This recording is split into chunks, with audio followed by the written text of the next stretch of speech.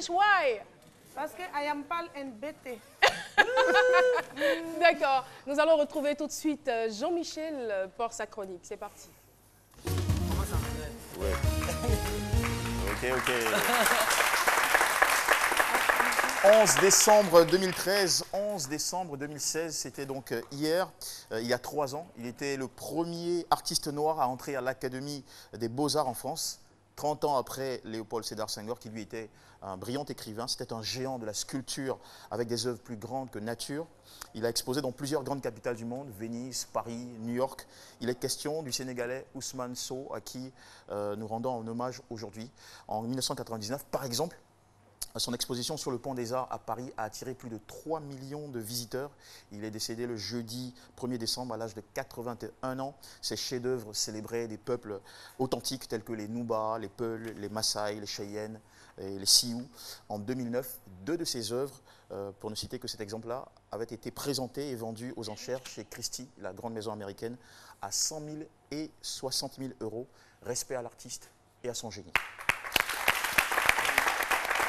Toujours lié à la sphère des arts, parlons de ces techniques mixtes sur toile, de ces montages sur tapisserie murale, qui sont les quelques spécialités de l'Ivoirien Abdoulaye Dirasouba, dit Abou Dia, qui a réalisé l'une des meilleures ventes, je tiens à le signaler, des récentes enchères de la maison Piazza en France, avec pour l'exemple 2 de ses tableaux, Colorful Children et Untitled, qui ont été vendus à 19 000 et 16 000 euros. Abou Dia est un jeune peintre prodigieux de 33 ans qui vit et travaille entre Abidjan et New York. Il est une très très belle marge de progression. J'ai eu l'occasion de le recevoir, je ne sais plus si c'est à midi chez nous ou à ce midi. Tout à fait. Mais il est très brillant, ce garçon. Oui, très prometteur. Donc je vous engage tous à le suivre de près et à consommer également ses œuvres. Ça va faire vivre fortement la culture de notre pays.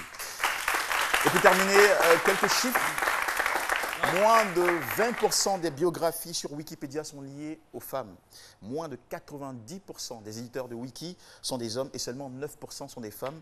Ce sont des statistiques frustrantes pour vous, mesdames, et qui ont fait réagir la BBC et quelques dames à travers la planète. Très frustrant. Jean-Michel, est-ce que vous pouvez revenir sur les chiffres?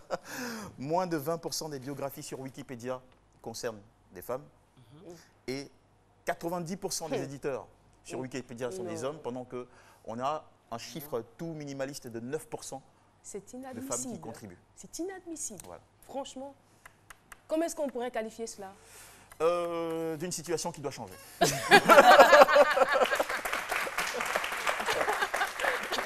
peur de dire c'est du sexisme.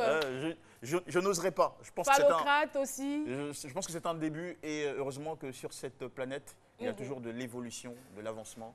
Et on espère donc que les femmes vont prendre plus de place dans la contribution. En fait, c'est facile pour vous de le dire parce que vous n'êtes pas une femme, donc vous ne pouvez même pas comprendre notre frustration. Mais j'ai contact avec les femmes, je comprends leurs émotions. Non, pas du tout. Ce n'est pas ces mots-là que vous emploierez.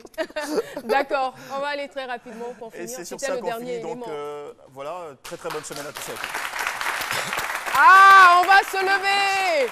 On va se lever pour accueillir, vous le reconnaissez,